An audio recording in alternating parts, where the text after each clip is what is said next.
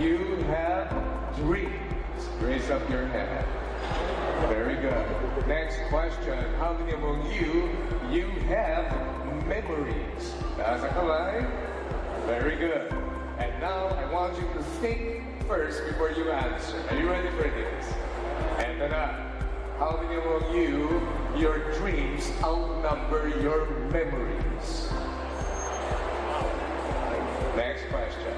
And how many among you, your memories outnumber your dreams? I have a proposition for you tonight. When we talk about inspiration, when we talk about aspiration, it is a better idea to have more dreams than memories. Am I right? If you only have memories and very little dreams, let me tell you how to identify people like this. People who have memories more than dreams, their songs are limited to only 3 titles. Number 1, The Way We Were. Number 2, Old Lang Syne. And number 3, I Will Survive. Guys, there are 3 stages to every person's life. Number 1, there is the survival stage. Everybody say survival. Do you remember those years straight right after college? You get your first job, and then when you started working, the senior workers in the office, they bullied you. Do you remember those days? How many of you were bullied when you started working? Good. How many of you are now bullying others because you're now seniors? There you go. And then you were worried. Itong sweldo ko kaya ba ako mag-survive? Am I earning enough money for me to survive, to help my family? Those were difficult days, isn't it? But then, you begin to build confidence. You build experiences. There's a sense of wisdom that you gather. Your skills improve. You know what? You are now entering the success stage. Yang success stage na yan, medyo mahaba yan. Now, you probably are heading a department, you're starting a business, you're earning money. And then, you're no longer thinking about survival because the survival is already there. The tools and equipments are there, but you are now aspiring for something, but here's the key. Sometimes people do not understand that the thing you should be aspiring for will no longer be the same thing that you're doing. What do I mean? In my line of work, I have to deal with successful entrepreneurs and leaders and achievers and the top-ranking professionals in their country. They make money. Their business expands. But then that's all that they do. Little did they know that there is another stage. Are you excited? I can show you the first stage, which is extremely important. First, there is the say it, survival. Next, there is the success. This is now for me the most important, meaningful stage in your life and mine. We should all know how to enter the significant stage. Ladies and gentlemen, the word significance simply comes from the word signal or a sign. A sign that says you have gone over survival mode. You are being successful. Ito na po yung significant stage. Significant stage now says you leverage your success. And now, success is not all about you. Luck. You leverage your success in helping others and being a blessing to others. Does that make sense? This is the stage wherein you find purpose, you find meaning, you find love, joy, and peace, and you become a blessing to others. Ito po yung posisyon ng isang tao na nagkakaroon ng saysay ng kanyang pinaghirapan sa buhay. Can I ask you a very personal question? May kilala mo pa kayong mga tao nung nag-umpisa sa buhay, mahirap pero masaya siya. Kung kailan yumaman, lalong naging swapang. May kilala kayong ganyan? Meron? Kasama niyo pa ngayon, bigyan sa akin ng pangalan, ayusin natin. Because maybe that person is still sticking to the success mode, and that person fails to understand you and I are created for a purpose. There should be meaning in life.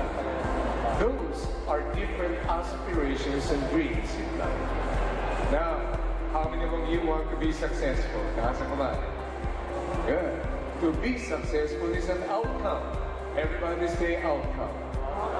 To get to your outcome, you need behaviors. Everybody say behaviors.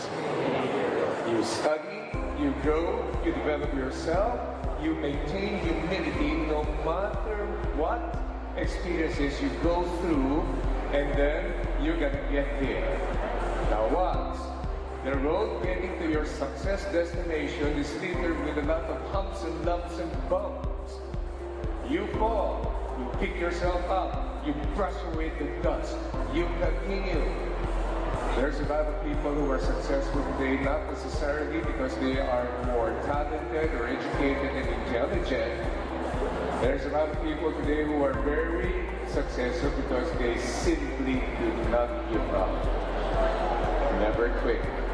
How many among you went through hardships before when you started? Sa kamay. How many among you started with very humble beginnings when you started out your career? Sa kamay. Did you quit? No.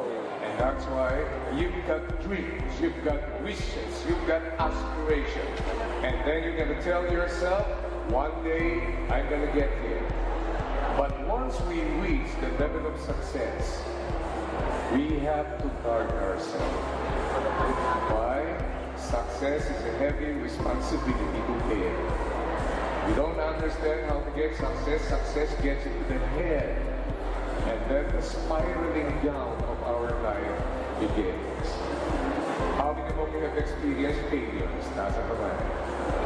How many of you have experienced success? Nasa kamay. I'm going to leave you guys with one very good philosophy that I hope you find useful. And sana you share this with your kids and you share this with your friends. Are you ready for this? Yeah. Ito na po. Once we experience failures in life and difficulty, and once we taste success, ito na po yan. Never allow failure to creep into your heart. And never allow success to get into your head. Does that make sense? In other words, there's a way to manage success, and there's a way to learn from our past failure. Ladies and gentlemen, thank you very much for coming here tonight. All of us, we've got aspirations, am I right? We just gotta make sure that we go through the 3 stages in life, and the younger you are, as you get to the significant stage, the happier you will be. One last thing. Will you permit me if I introduce to you the one and only love of my life? My one and only wife? Hirap ng buhay ngayon, di ba? You have to just stand out so people can get to know you. Siya po yung nagre-repack na kasubal nung kami nag-uumpisa sa buhay. Lila and I just celebrated our 36th wedding anniversary 4 days ago. Don't laugh, you don't know the story. We were steady for 9 years before we got married. I forgot to marry her, but her father reminded me, and that's okay. Next question, how many of you are married? Sa kamay. Next question, how many of you are happy? Nakawasan. At the end of the day, life in this planet has its final countdown. But when you look back, when somebody plays your video, and then you begin, hindsight is 20/20, history is a good teacher. And you begin to remember those terrible moments and those difficult episodes in our life, and yet you bounce back, and then you become stronger, and then you get to the place where you begin to become a blessing to others.